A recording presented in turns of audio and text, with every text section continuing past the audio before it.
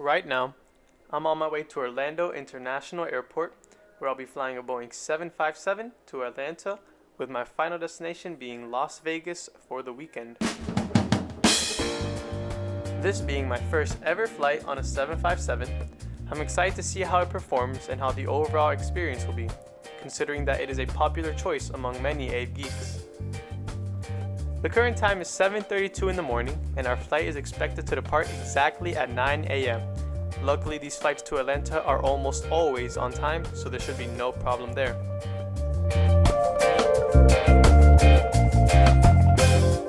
Now entering the airport, making my way through the check-in area, I can tell that the amount of people traveling had gone up compared to my last flight almost 2 months ago, which is a sign of good news.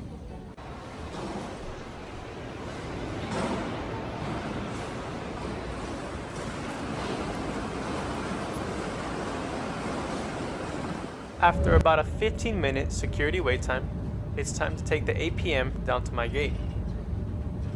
MCO has had these airport people movers for a long time, and their wear was finally beginning to show. Luckily, recently they have been implementing new and modern airport people movers, and these will even reach Terminal C when it'll open, as it is now currently under construction. Here's my ride for today, a 21-year-old Boeing 757. I've always wondered how this bird compares to the A321, as I have flown it many times in the past, mainly with JetBlue.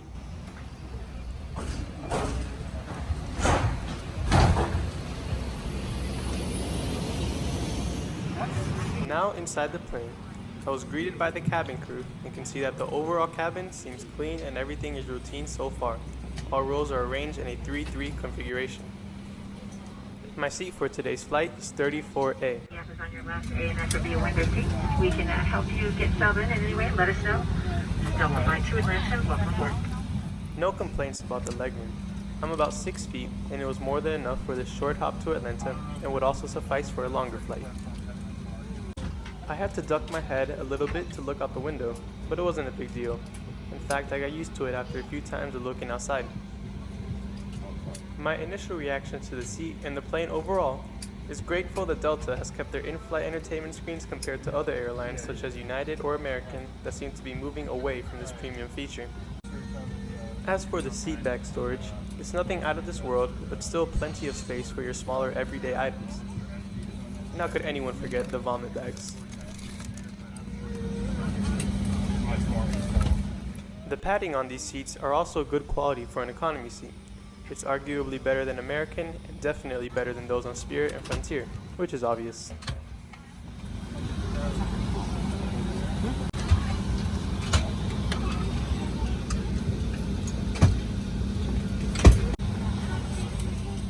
Each seat also comes with a universal power outlet. Cool. Now you can definitely tell that this is an older plane by looking around and seeing older features such as how the windows are placed and the overhead panel, among other minor things. But Delta has definitely done a good job at remodeling these 757 and making them appear refreshed and modern. The USB port is also nice to charge your device, but as for the headphone jack, I feel like airliners should figure out a way where you can connect the in-flight entertainment screen to your phone, in which you could also connect it to wireless earbuds such as AirPods, since a lot of people, including myself, have them. I know that JetBlue now has a feature where you can connect your smartphone to the screen and use it as a remote, so at least we're heading in the right direction. Seat recline is not the worst, and it does seem to have a nice effect if you were to embark on a longer flight.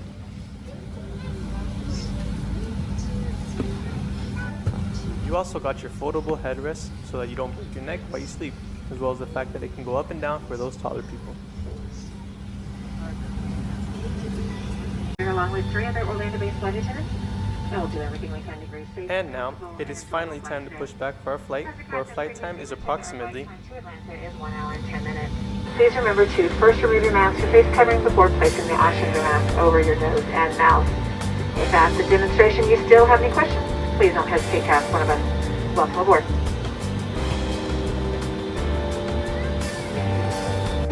Is not allowed on any Delta flight. Federal law prohibits tampering with, disabling, or destroying restroom smoke detectors.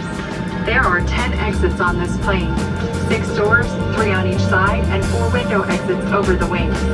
Each door has a detachable slide that can be used as a raft. In the event of an evacuation, leave all carry-on items behind. All exits are clearly marked with an exit sign.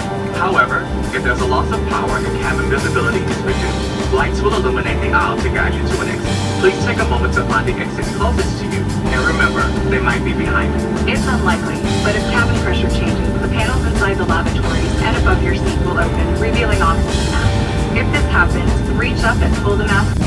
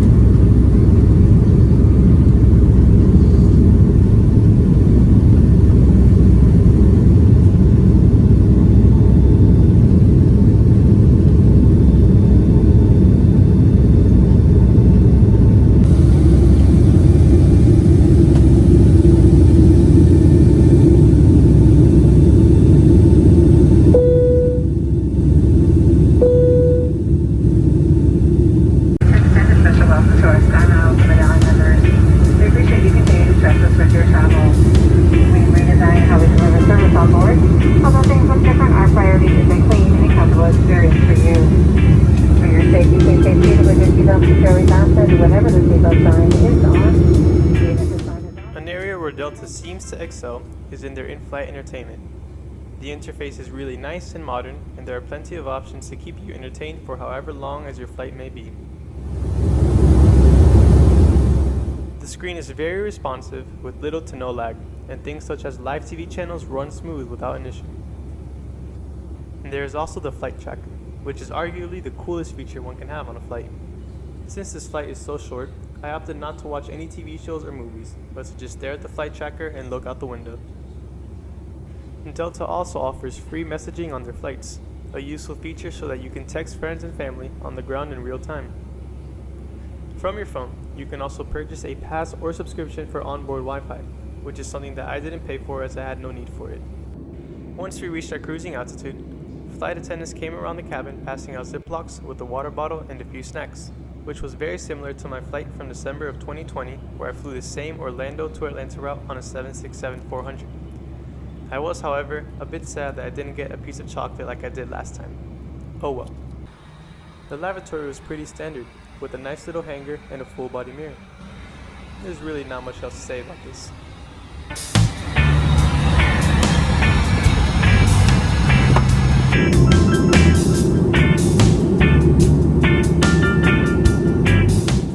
A personal favorite feature of mine that I found out is this little flight tracker that you can have on the side of the screen as you watch a TV show or movie, which can come in handy if you want to do the math to see if you'll be able to finish that show or movie you're watching in time for landing.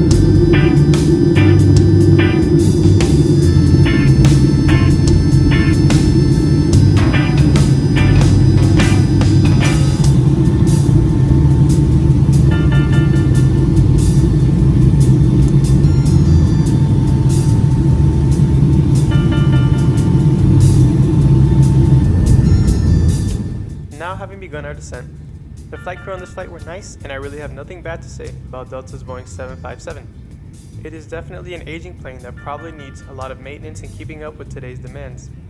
I do wonder what Delta would do with these 757 once they get delivery of the Airbus A321neo, which is expected in the first half of 2022. Let me know what you guys think in the comments, and enjoy the landing.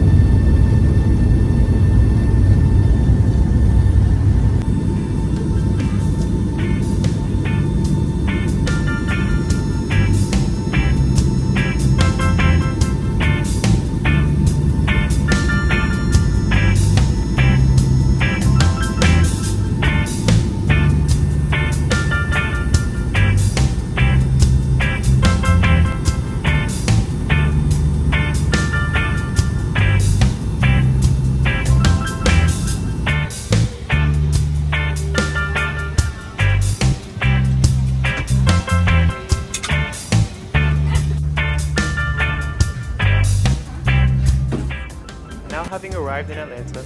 It's time to get on board Delta's Airbus A321 to head towards Las Vegas for my last flight of the day. Until then, I hope you guys enjoyed, and I'll see you in the next one.